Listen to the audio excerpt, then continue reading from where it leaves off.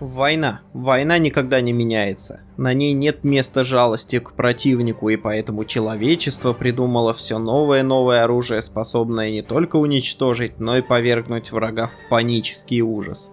Вторая мировая война дала огромный толчок развитию во всех оружейных сферах, и воюющие стороны произвели на свет огромное количество устрашающего оружия. Я собрал 10 самых наводящих на противника ужас вооружений, которые, на мой взгляд, не только изменили методы ведения войны, но зачастую переворачивали ход боевых действий. Я разместил их по 10 позициям в порядке возрастания их угрозы на поле боя и влияния на ведение боевых действий. 10 место. Самоходная мина Голиаф. Это довольно компактная мина размером 1500 на 560 на 560 мм несла в себе до 100 кг мощной взрывчатки и была предназначена для уничтожения танков, пехотных формирований, если попадались такие глупцы, и стратегически важных зданий.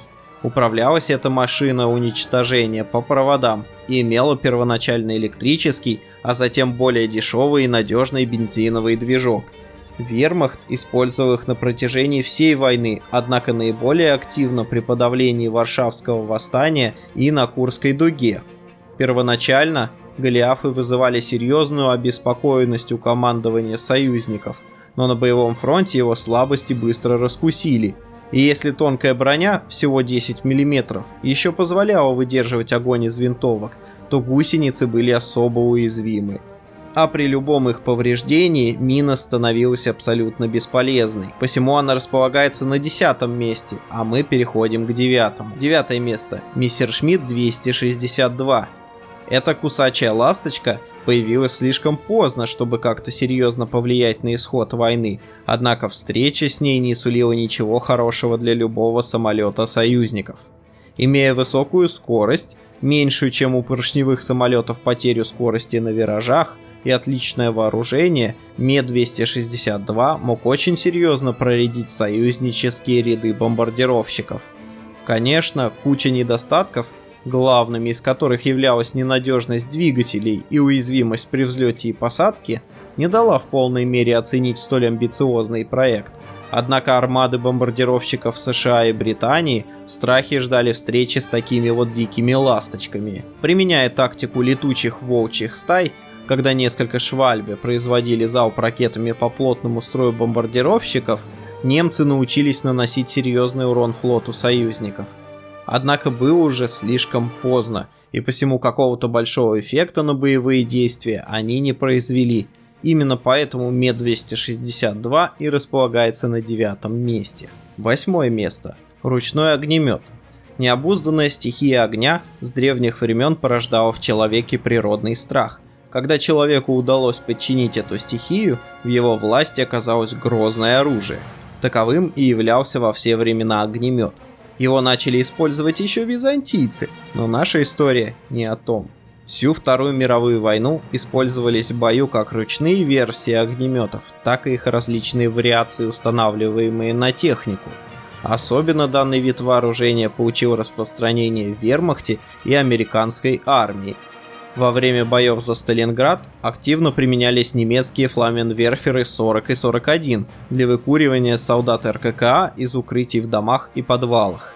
Они имели дальность струи огня до 30 метров, емкость бака огнесмеси 7,5 литров и емкость бака азота 3 литра.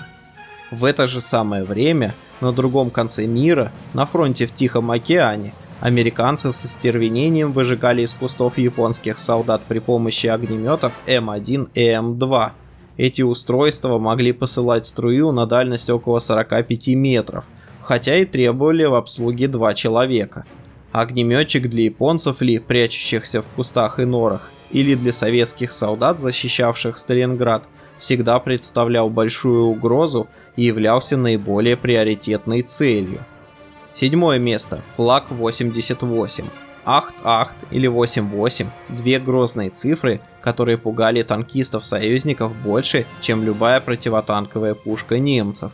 Это 88 миллиметровое орудие было как будто изначально предназначено для борьбы с тяжелыми и средними танками, о которых в 1932 году еще особо никто не задумывался. До появления 50 и 75 миллиметровых противотанковых пушек именно 8-8 справлялась с основными задачами по сведению баланса вражеских танков к нулю. Почти все танки могли поражаться этим чудом немецкой инженерии вплоть до конца войны. Лишь ИС-2 мог выдерживать попадание этого зверя, но на достаточно больших дистанциях. В целом, для любого танкиста на передовой встреча с 8-8 не сулила ничего хорошего, и поэтому союзники всячески старались избегать таких встреч или по возможности удирать как можно быстрее. 6 место. МГ-42.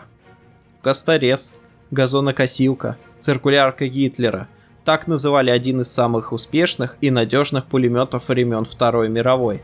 МГ-42, а речь идет именно о нем, успел наделать шороху на всех фронтах, где вела боевые действия Германия, и заслуженно получил от союзников дурную славу. Имея очень высокую скорострельность, до 1500 выстрелов в минуту, и высокую начальную скорость пули, данный пулемет обладал еще и большой надежностью. Что еще надо для получения таких грозных прозвищ? Один пулеметчик мог создать плотную завесу из огня, прерываясь лишь на замену ствола. Характерный рычащий звук работы этого оружия наводил настоящий ужас на солдат противника, и избежать нервного срыва после такой встречи было очень сложным делом.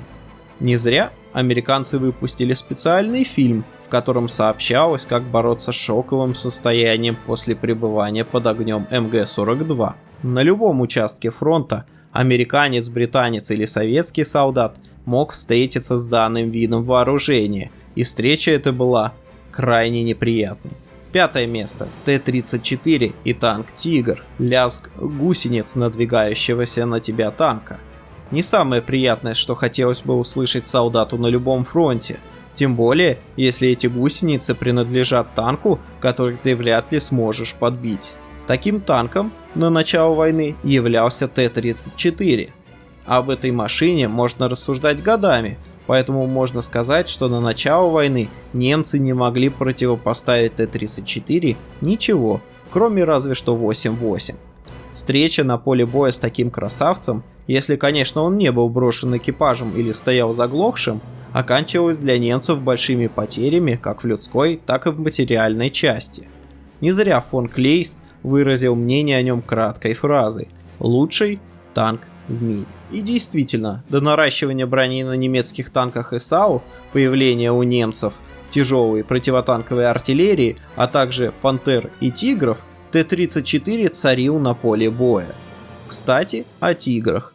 Именно они сменили Т-34 на посту главного танкового пугала для противника. «Тигр» в 1943-44 годах был наиболее опасной целью для союзников. Его мощная 88 миллиметровая пушка позволяла поражать любые бронированные цели на дистанциях более 1 километра, а его броня позволяла не задумываться о том, что может противопоставить тебе враг. После устранения детских проблем «Тигр» перестал быть ненадежной машиной. Встреча с ним обычно оборачивалась большими потерями в армиях союзников, и он заслуженно получил у них дурную славу. Вплоть до конца войны многие немецкие экипажи предпочитали выбрать для службы именно его, а не «Тигр-2» или «Пантеру». Друзья, если вам понравилось это видео, не забудьте подписаться на канал и нажать на колокольчик, а следующая часть скоро выйдет.